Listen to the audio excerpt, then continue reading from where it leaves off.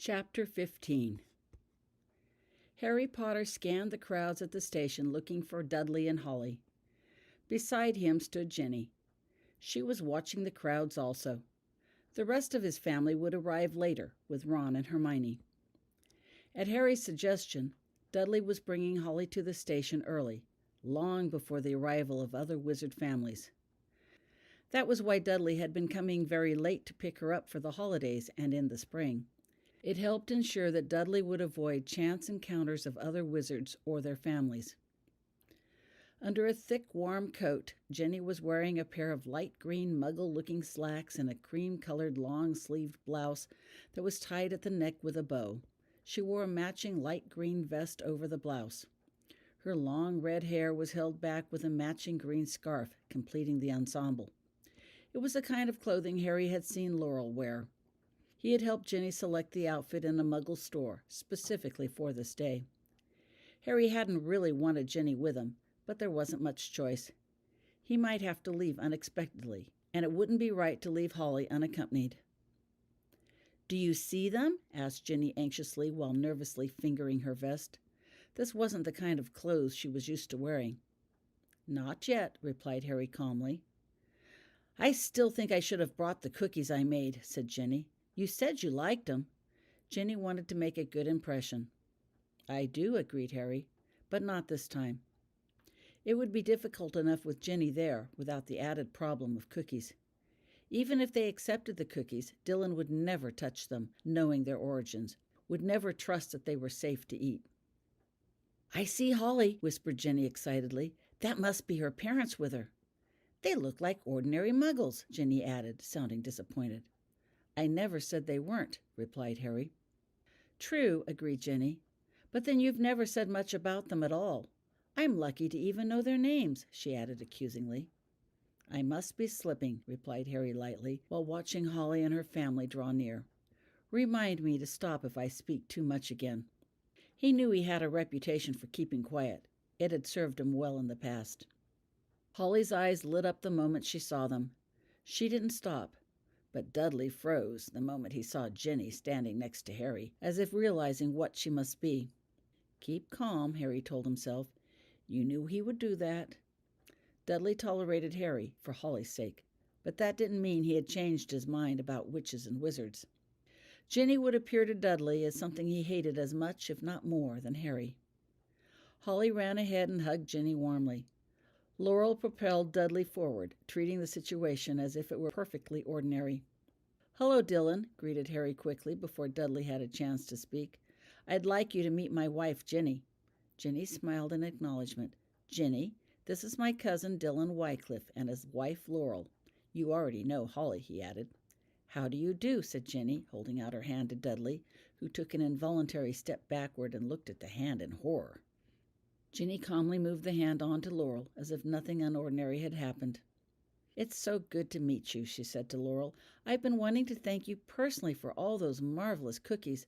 I wish I could cook as well." Laurel shook Ginny's hand uncertainly, but smiled at the compliment. "I may have to leave unexpectedly," explained Harry, still not giving Dudley an opportunity to speak. Dudley looked thunderous in his silence, no doubt angry at the introductions of still more wizardry into his non-magic world. "Ginny will make sure Holly makes the train safely," added Harry.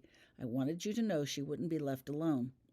Almost as if on cue, a soft beeping sounded at his waist.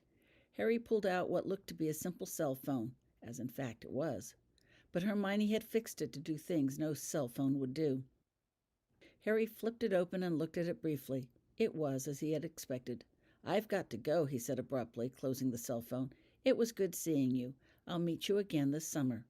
Without another word, Harry swiftly left, leaving Ginny alone with the Wycliffes. Harry Potter apparated to the outside of the station. It wasn't easy to cast a spell to determine the whereabouts of a specific person, especially a witch, without a lock of hair or something as identification. Rita Skeeter would have never cooperated if asked. On the other hand, it was fairly easy to design a general spell to locate an unusual animal, such as a crocodile. Rita always carried that crocodile-skinned handbag, so this device told Harry whenever a crocodile was near, or a sizable piece of crocodile skin. Of course, one did have to double-check to make sure that the skin indicated it was not that of an actual crocodile or a pair of boots, but Hermione's parents assured Harry that crocodile skin items were no longer fashionable in the Muggle world. Harry walked quietly to the entrance of the station. Pulling out his cell phone, he flipped it open and pointed it, one at a time, towards the various people outside the station. It wasn't really a cell phone. It was his crocodile locator. Hermione's parents also assured Harry that cell phones are very popular, and no Muggle would think twice about seeing one opened in public. The cell phone lit up when it was aimed at an elderly gentleman sitting on a bench, obviously waiting for a ride. He was wearing gloves and a hat and had a large shopping bag on his lap. Harry swiftly pointed the cell phone at the other people, double-checking the results, before returning his attention to the gentleman. Harry moved quietly to stand behind the gentleman. "Go away, Rita," he said coldly. The gentleman jumped at the sound of his voice. Harry," said the man, who was, in fact, Rita Skeeter in disguise. The hat hid her blonde hair and gloves hid her painted fingernails. Makeup and appropriate clothing had completed her disguise. "What are you doing here?" "You said you'd leave them alone," accused Harry, ignoring her question. "I meant to," replied Rita guiltily. "But it was such a slow week, I had to do something." "Do it somewhere else," commanded Harry without sympathy. He reached down and grabbed her arm. "In fact," he added, drawing Rita to her feet, "why don't we do it together?" He pulled Rita to the side of the station where there was less eyes likely to watch, less for her to see. "Now, Harry," said Rita, breaking free from Harry's grasp. She straightened her clothes. "There's no need to get huffy," Rita added, struggling to regain her dignity. "I can go without your help." "Then do so," said Harry, standing back. "I'll be watching and waiting," he warned. Rita threw her head up. "Humph!" she sniffed proudly, and apparated with a loud crack. Harry turned his attention to the parking lot outside the station. He watched Dudley and Laurel walk to their car, get in, and drive off. Ginny had promised to try to hold them inside a while to give Harry time to deal with Rita, but obviously hadn't succeeded. Harry leaned himself comfortably against the wall near the entrance. There was a chance Rita might return. The Wycliffes were long gone, but Harry didn't want Rita to know that. He didn't want Rita to have any inkling of the Wycliffes' travel arrangements. It would be better if Rita thought they hadn't yet arrived when Harry had headed her off. A while later, Ron, Hermione, and all the kids arrived, his and theirs. Harry gave them a nod as they passed, but remained in place. He watched the other wizard families arrive, acknowledging them briefly in turn if they noticed him. Harry continued to wait outside the station until after the express took off, just in case Rita returned. After a while, Ginny and Lily came out of the station, followed by Ron, Hermione, and Hugo. Lily was hanging on to Ginny's hand. She scanned the area. "Daddy!" Lily squealed when she spotted Harry. She ran up and gave him a big hug. Harry affectionately hugged Lily back. Ginny followed Lily, stopping up to stand next to him. "Everyone get off okay?" Harry asked Ginny while he lifted Lily up off the ground. She was getting big. Pretty soon she would be too big for lifting. He would regret that day. "Uh-huh," Ginny replied. "No problems. Holly was curious, of course. I told her it had to do with Rita Skeeter. That satisfied her." "Did she see anything?" Ginny asked, meaning Rita. "No. I tried to stall him," apologized Ginny. "I really did. But Dylan was in a real rush to be off as soon as you left. He nearly dragged Laurel away." "Don't worry about it," replied Harry. "There was no harm done." He was not surprised the Wycliffes had not stayed to chat. Harry doubted that Dudley would ever remain near a witch longer than necessary. That was why Harry had to hurry so to intercept Rita. He didn't want Rita to see the Wycliffes anywhere near the station, with or without Holly. He didn't want Rita to get a chance to draw any conclusions between the Wycliffes and the station. "He really is nervous around witches, isn't he?" added Ginny.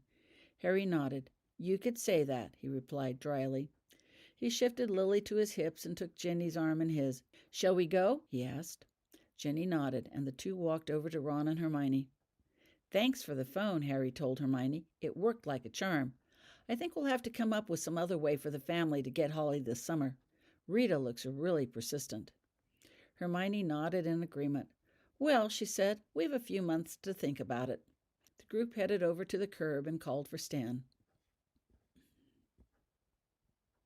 The new year started with a flurry of activity at Hogwarts. The Hufflepuffs decided to redouble their potion mixing efforts to offset their dismal potions count the previous quarter. Part of that was merely a matter of turning in the potions, as several different potions that took time to mature were ready to submit. Other long-term potions had to be dumped and begun over again, as they had failed to receive tending at the proper time last year. Holly brought in Mr. Beckworth's book and the papers from her grandmum. Everyone thought their remedies would make a fine inclusion to their potion count. Becky and several of the other Hufflepuff students with Muggle families promised to write their parents and ask them to look for any remedies they may have that could be included in the potions contest. Gwen insisted each possible Muggle potion recipe be turned over to their creative committee for testing first. "Why?" asked Holly. "Well," replied Gwen, "Muggle remedies and potions are notoriously inconsistent. Some of them don't even work. We don't want to submit a potion that doesn't work, do we?" "No," agreed Holly. She wondered how one tested the effectiveness of a remedy for fever and chills without a sick person nearby, but she decided she would leave that to the testers to figure out. In the meantime, Holly redoubled her efforts at selective blocking, or rather, selective unblocking. So far, she had gotten pretty good at identifying emotions and determining directions.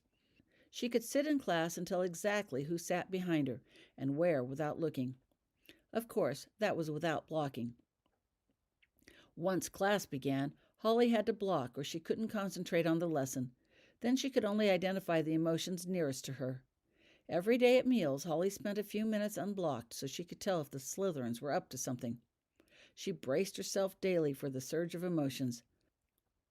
Holly still had no idea how to focus on just the Slytherins to the exclusion of all else, so she couldn't check on the Slytherins without feeling the emotions of everyone else in the room at the same time. No matter what she tried, it was still all or nothing. Holly took her problem to the Hufflepuffs at a group meeting. While they sympathized with her problem, they had no idea how to help. Finally, Donna suggested Holly work on other aspects of her ability, such as determining what she could do differently with Sasha's help. Perhaps selective blocking was something that would come with maturity or more experience. "Miss Wycliffe," came the serene voice of Professor Lovegood. Professor Lovegood wore lavender and green robes today. Her blonde hair was set off by a blue lizard. The lizard's claws clutched her hair, keeping it out of her face, and its tail flicked lazily back and forth to one side. A pair of butterbeer corks hung from her ears. The professor had just collected some parchments and was stacking them on her desk. "Yes, ma'am," replied Holly. "Would you please remain after class today?" "Yes, ma'am." Holly heard a snigger. She didn't have to look to know it was Anthony Richards. He knew, as did she, that remaining behind after class at the professor's request usually meant trouble of some sort. Holly wondered what it was about. The group had just finished a unit on pixies. Holly had joined her classmates in the practice room when they attempted to catch the various types. The task hadn't been easy, as pixies were surprisingly quick. They had an assignment on redcaps next. Holly didn't expect the work to be too difficult. She'd already read the pages assigned, so it would only be a matter of reviewing. As soon as the room emptied, Professor Lovegood used her wand and closed the door. She sat down on her desk, crossing her legs comfortably before speaking. The lizard crawled down the side of her head and onto her shoulder, jiggling a cork earring in the process. "I am concerned about your progress in this class," she began. "What?" asked Holly, surprised. She mentally reviewed her class performance. "What do you mean?" Holly asked. "I've turned in all my assignments." While the scores she had received on graded work were not perfect, they were certainly well above passing, and nothing to worry about. Certainly nothing requiring a professor conference. "Yes, you have," agreed Professor Lovegood in her sing-song voice. "It is the practical part about which I am concerned." The blue lizard continued its way lazily down her arm. "But I've learned all the jinxes and hexes assigned and their counters," protested Holly. "Plus, I've spent lots of time outside of class in the practice room practicing what I can." "True," Professor Lovegood agreed. "But I think you'll agree that practicing spells against a statue lacks some of the experience and realism that an actual duel might contain." The lizard crawled steadily down, reaching Professor Lovegood's wrist. But you said yourself, argued Holly, distressed. I'm an empath. It gives me an unfair advantage when I duel against my classmates. It's not a proper contest if I'm sure to win every time. Against your classmates, yes, agreed Professor Lovegood slowly. She absently pulled the lizard off her wrist and set it on the desk. But there are other students at Hogwarts. The lizard immediately began crawling slowly about, exploring. What do you mean? Some of the older students are studying to be Aurors. Do you know what an Auror is? Holly had read about them in some books. They have something to do with dark wizards, don't they? That's right. Aurors identify and catch dark wizards. That's kind of dangerous, isn't it? Very dangerous, confirmed Professor Lovegood. There isn't much call for Aurors these days, but that doesn't mean we need to be any less vigilant. Anyone can become a dark wizard. Oh. The lizard had reached the end of the desk and started heading down the side. Professor Lovegood picked up the lizard and placed it onto her shoulder. One of the skills future Aurors must practice is called alchemy, she said as the lizard started crawling back down her arm. Have you heard of that? No, ma'am. It is the magical defense of the mind against external penetration, explained Professor Lovegood. Practiced properly, it should also keep one's emotions private as well. Oh. Holly thought about this and then asked suddenly, Is that what you do? Are you an Auror? What? Replied Professor Lovegood. Why would you ask that? Well, I mean, because of your emotions. They always seem so faint. Are you practicing alchemy? The lizard crawled off Professor Lovegood's arm and onto the desk again. My emotions? They are? Well, I guess I must be. Did you learn that at Hogwarts? Holly asked eagerly. No, said Professor Lovegood softly. They weren't really teaching that then. And for the faintest moment, Holly felt a flicker of pain and regret, much stronger than Professor Lovegood's usual emotions. Forgive me, Holly said quickly. I shouldn't have asked that. I shouldn't have pried. Said Professor Lovegood, lost in thought. This time the lizard had begun to burrow under the parchments, causing them to tumble out of order. But Professor Lovegood didn't seem to notice. You felt that, didn't you? She suddenly asked Holly. Kind of, replied Holly, embarrassed. I'm sorry. That's all right, replied Professor Lovegood lightly, her emotions again hard to read. So, did they start teaching alchemy later, after the Battle of Hogwarts? Alchemy has always been a part of the curriculum for Aurors, said Professor Lovegood. It is usually introduced in the 6th year for interested students and continued through the 7th. It was not taught at Hogwarts during my 6th year because the professors, well, it was an unusual year, she concluded lamely. So did you learn alchemy later? Asked Holly. Not really, replied Professor Lovegood. Alchemy is one of the few skills that does not require the use of a wand, but it takes a lot of practice. I had read about it once at Hogwarts, and I had a lot of time on my hands, she stated reflectively. Noting the confusion in Holly's face, Professor Lovegood added gently, I was a guest of Lord Voldemort for Christmas that year, and afterwards. No, whispered Holly, horrified. She could tell immediately that Professor Lovegood had not been a willing guest. Why? Were you... Holly stopped, not knowing what to say. I was fine, assured Professor Lovegood, though her emotions didn't quite reflect that.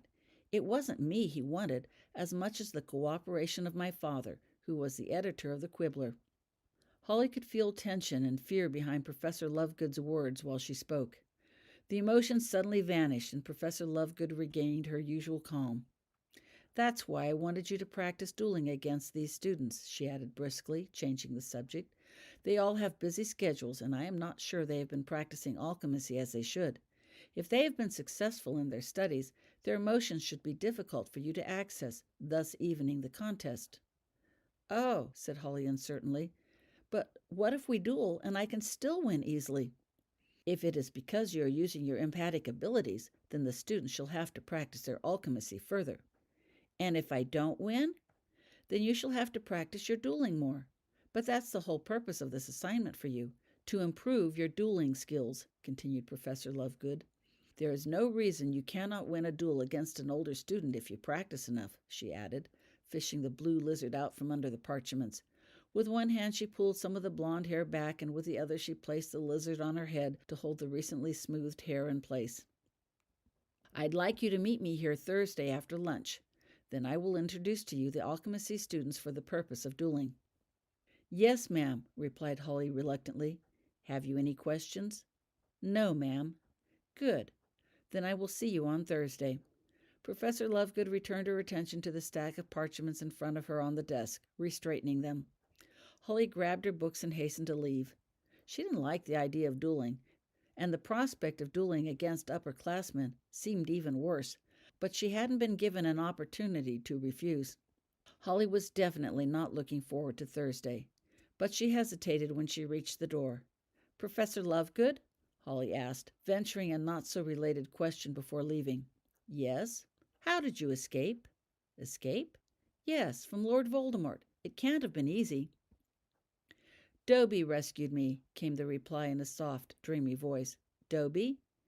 "Yes, he was a free elf and terribly brave," explained Professor Lovegood. "He rescued all of us, including Harry. But they killed him," she added sorrowfully. "It was very sad." "Oh," replied Holly numbly. "I'm sorry," she added swiftly. Sorry for the loss, sorry for the pain she had caused by asking. Both question and answer seemed to stir up even more emotions. Holly hadn't intended to make Professor Lovegood feel worse. "It's okay," replied Professor Lovegood softly, her emotions again under control. "That was a long time ago." Holly left the room quickly, afraid of saying something else. Once outside, Holly stopped and stared at the huge painting that faced the Defense Against the Dark Arts room. She studied the younger versions of Harry Potter and Professor Lovegood represented in the painting. There was so much left unsaid. The little that was written about Cousin Harry's activities the year after Dumbledore died was mostly unsupported rumors.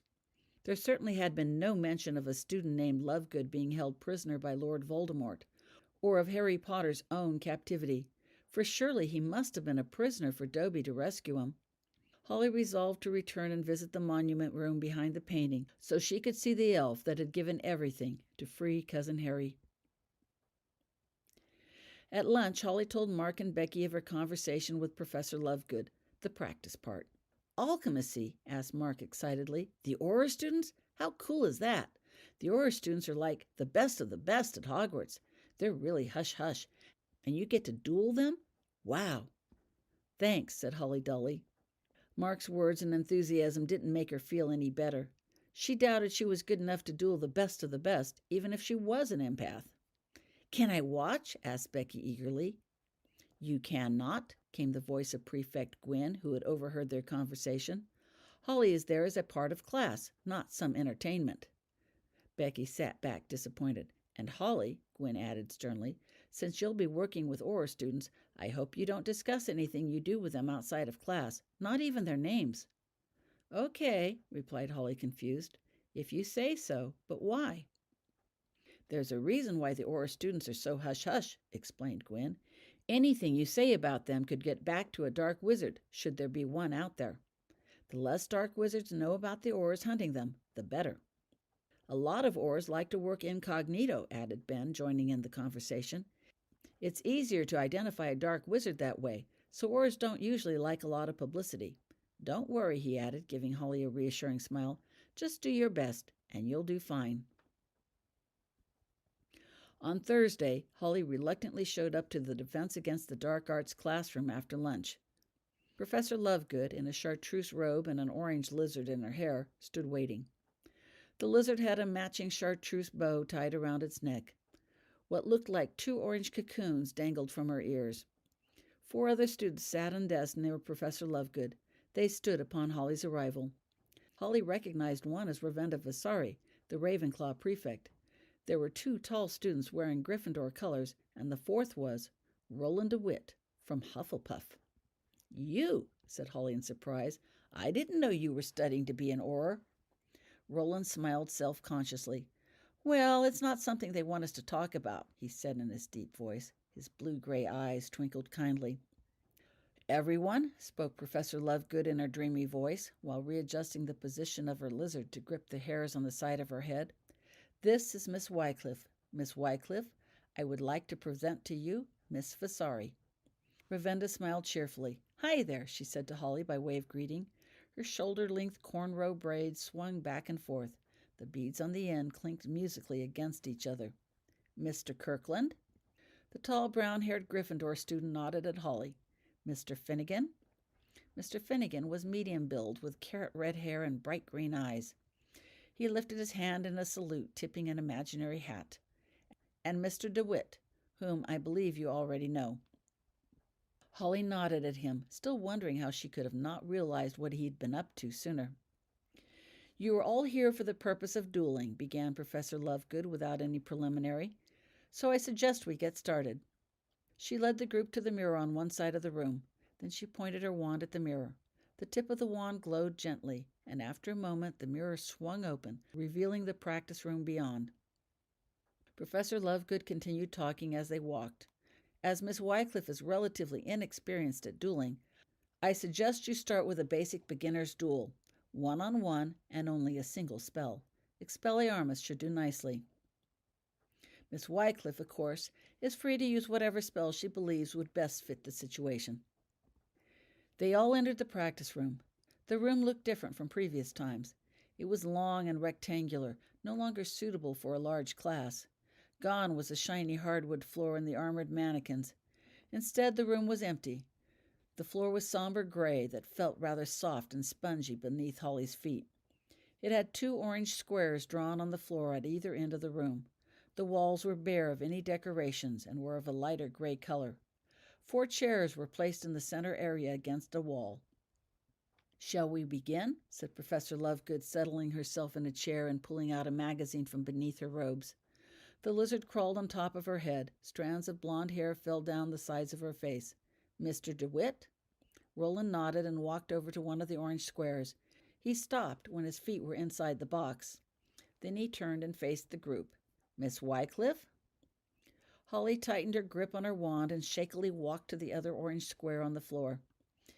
"You can do this," she told herself. "You know Roland. Maybe this won't be so bad." Roland had been her tutor last year. He had always been friendly and had even helped her a few times when she needed a special spell. But Holly's knees still trembled as she turned and faced Roland. "Bow," came Professor Lovegood's voice calmly. Roland dipped his head confidently towards Holly.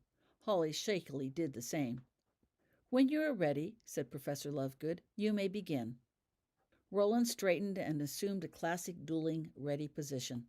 His body faced sideways and loose and his wand extended. Holly took a deep breath and looked at Roland while doing the same.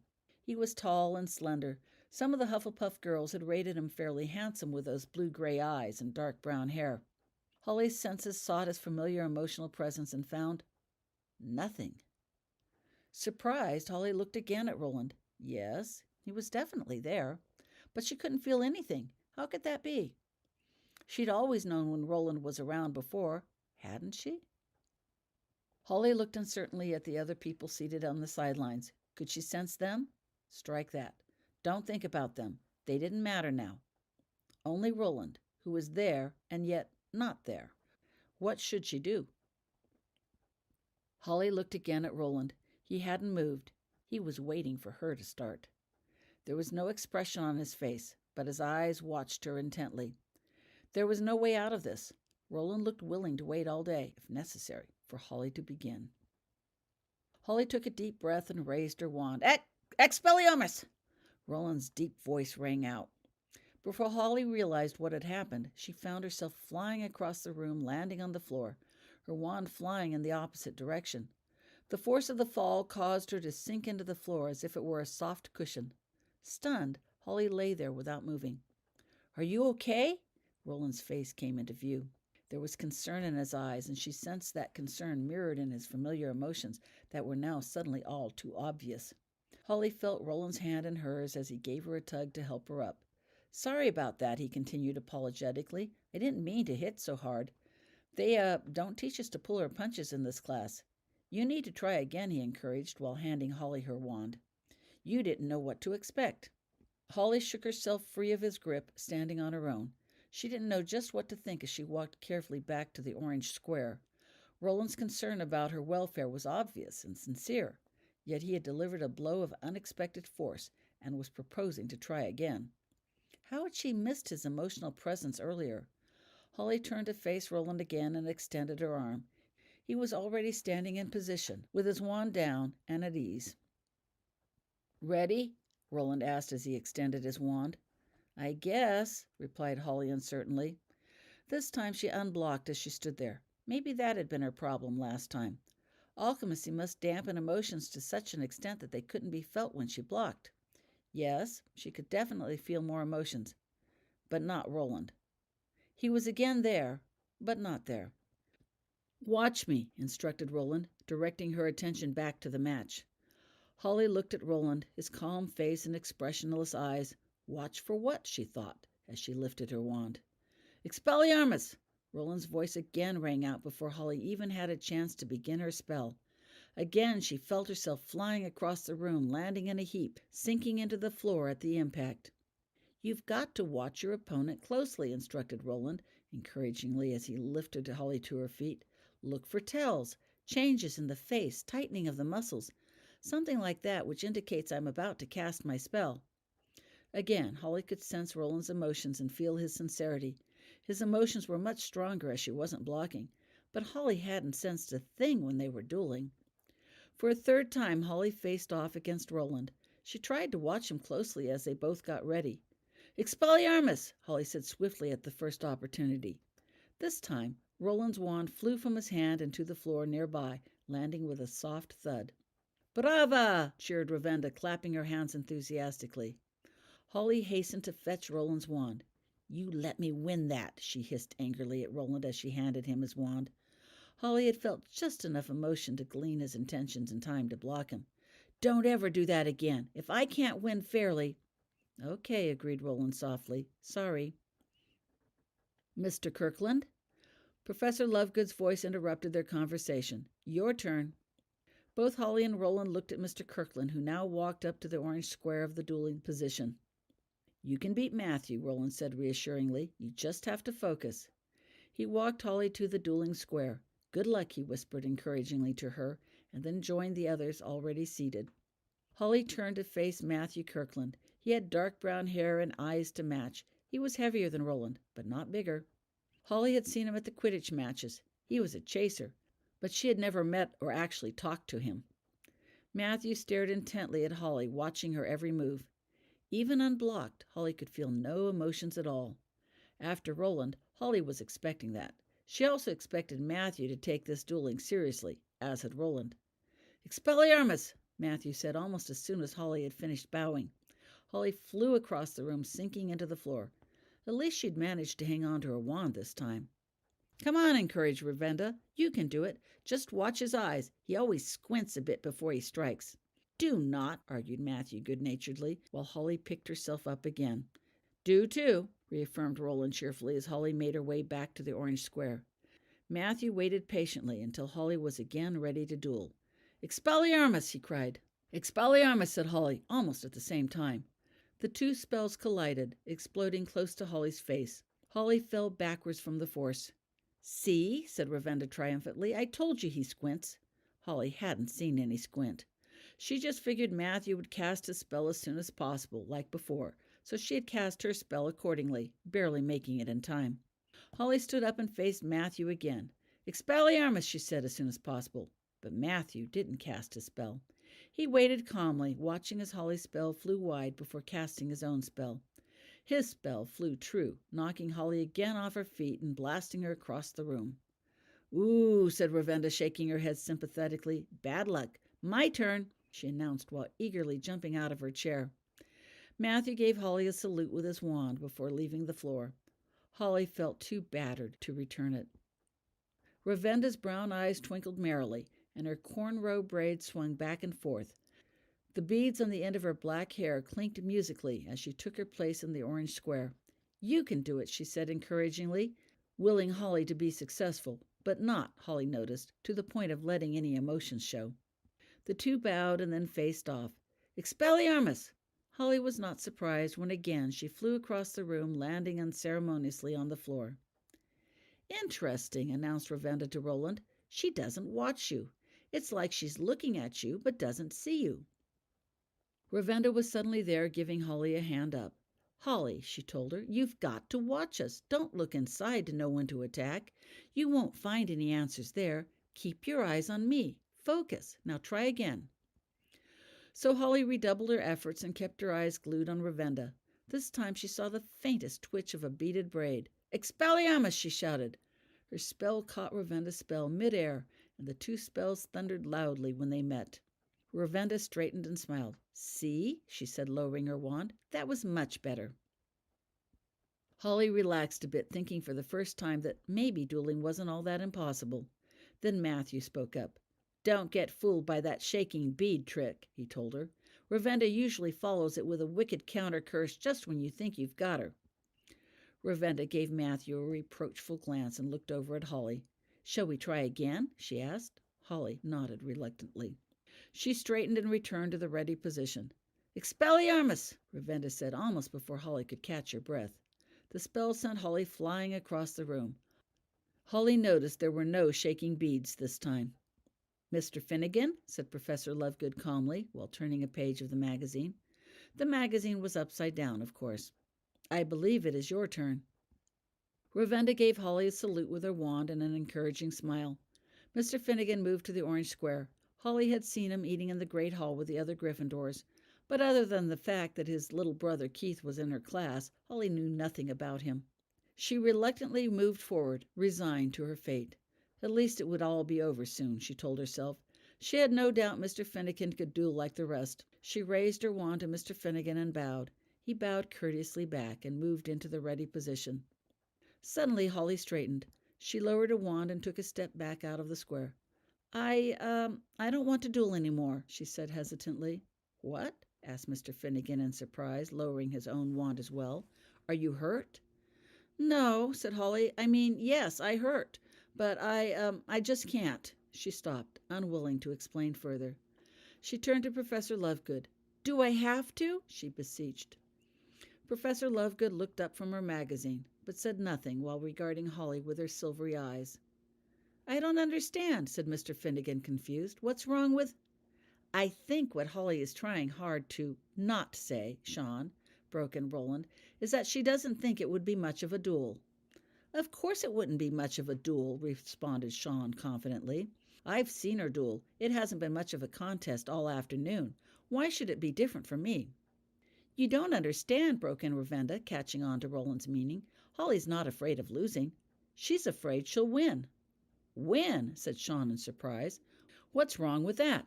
Isn't that why she's here, to learn how to win? But you're not going to win, he added frankly while addressing Holly. At least not today. You need lots more practice. Why would you think otherwise? Oh, I don't know, said Ravenda, laughing. But maybe you've been thinking too much of Cassandra instead of emptying your thoughts out at night.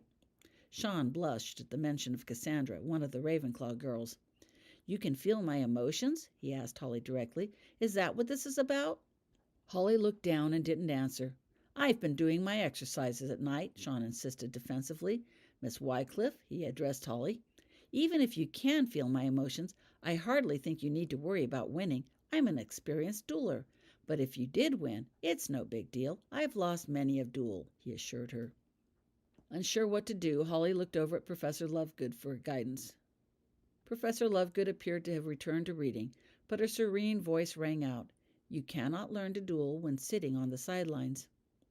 Holly looked at Sean. You sure? She asked him. I'm sure, he told her. So Holly slowly stepped forward and back into the orange square. It was plain she didn't want to be there. Not that she had before, but this time even more. Holly lifted her wand to ready position only after Sean lifted his. The two stared at each other, motionless. Nothing happened. Sean eventually recognized that Holly was waiting for him to make the first move. Come on, Holly, he urged.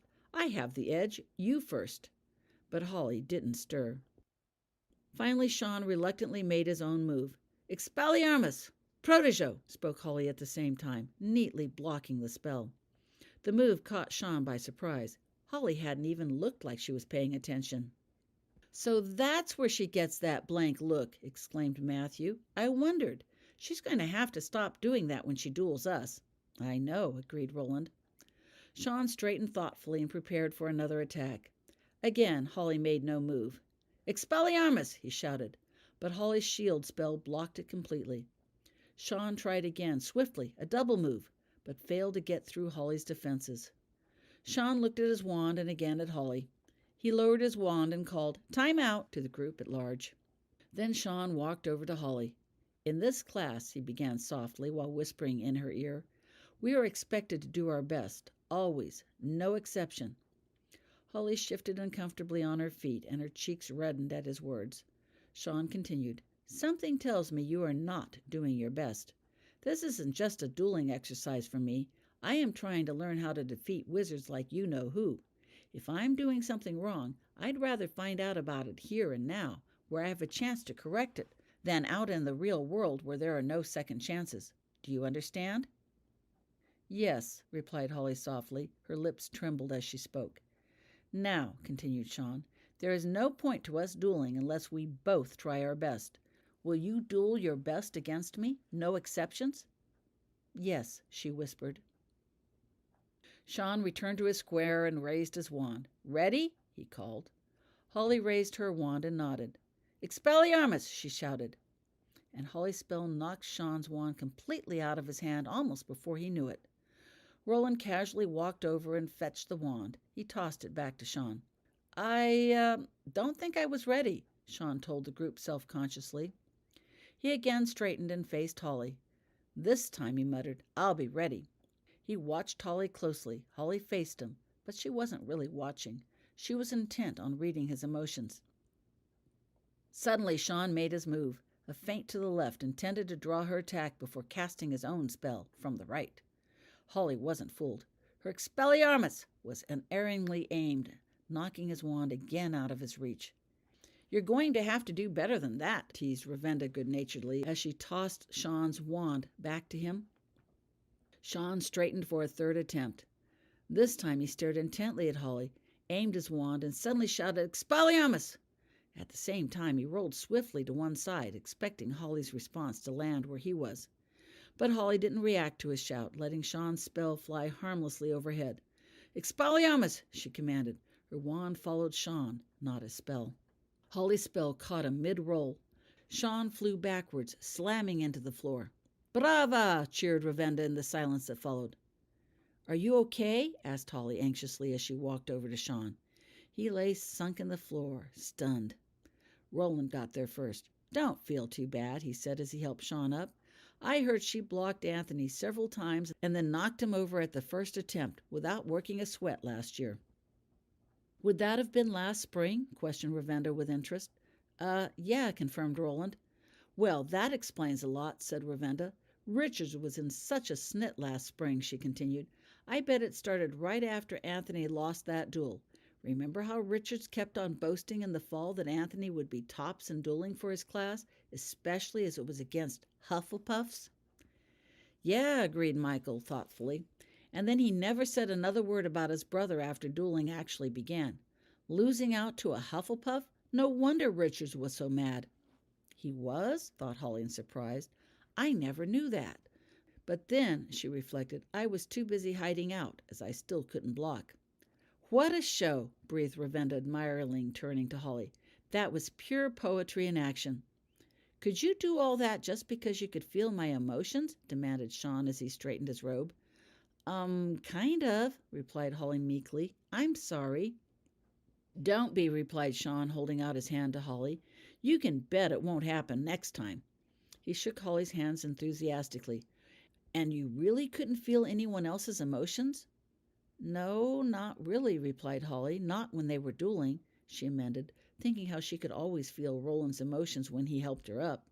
"That is really something," said Matthew, coming over to congratulate Holly too. "I mean, I knew you were an empath, but I had no idea you could, well, you know. I wouldn't have believed it if I hadn't seen it myself." "Try feeling it," added Sean ruefully, rubbing his shoulder where he had landed. "It was unreal. I couldn't put anything past her." "I think Miss Wycliffe has had enough dueling practice for one day," said Professor Lovegood, closing her magazine and looking up. "Perhaps she would like to see a demonstration of what regular dueling practice for this class consists of." The older students readily complied and rapidly formed into two teams that dueled side by side. Holly was treated to a spectacular exhibition of dueling filled with light and sound as the two teams fought. Spells flew back and forth with such rapidity that Holly could scarce determine their source. At some point the teams stopped and traded off. The fighting began anew, and then they attempted 2-on-1. One person rested while the others continued, and 3-on-1. They were good, very, very good. Holly was amazed that she had ever dared to duel against them. Watching them practice was actually fun. The Slytherins in Holly's defense against the dark arts class were always so serious. Winning was important to them. They gloated with every success, jeered when the others succeeded, and glowered when they lost. Their emotions of discontent often overwhelmed the class. The Auror students laughed and joked about everything. They pointed out and corrected mistakes among themselves and sincerely complimented each other when a spell landed well. Holly had no idea students could behave that way while dueling. She found herself wanting to return, just because the atmosphere was so cheerful. Finally, Professor Lovegood called a halt to their practice. "Come back next week, the same time," she told them. Everyone trooped breathlessly out of the practice room and into the regular classroom. "Well, I've got a Quidditch practice to make," said Matthew. "Nice practicing with you," he said to Holly, shaking her hand again. "Be sure to take a long hot soak in a tub tonight," he advised. "You're going to need it. You'll be back next week, right?" "I guess," replied Holly. "Good," said Sean, shaking her hand next. "You can bet I'll do much better," he assured her. He hurried off to join Matthew when suddenly he stopped. Miss Wycliffe," he began, turning to look at her, "we're not supposed to talk about what happens here, so I won't know you when we're outside the classroom. People would wonder why and ask too many questions. I hope you don't mind." "You just don't want to have to admit to anyone that you got out-dueled by a second year," called out Ravinda, and her eyes twinkled merrily at the thought. "But seriously," she told Holly while she shook Holly's hand, "we do have to keep quiet about what goes on in Auror classes. No point in helping a dark wizard more than necessary. So I won't be talking in public about our classes together either. And if that long soak in the tub doesn't help," she added, "rub some of this on the muscles that still ache in the morning." She handed Holly a small jar labeled Muscle Relaxer. "It works like a charm." "Thanks," said Holly, taking the jar. "I have a feeling I'm going to need it." Ravinda left the room, leaving Roland behind with Holly. Want some company back to the dorms?" he asked her. "Sure," said Holly, and the two left the room together, closing the door behind them.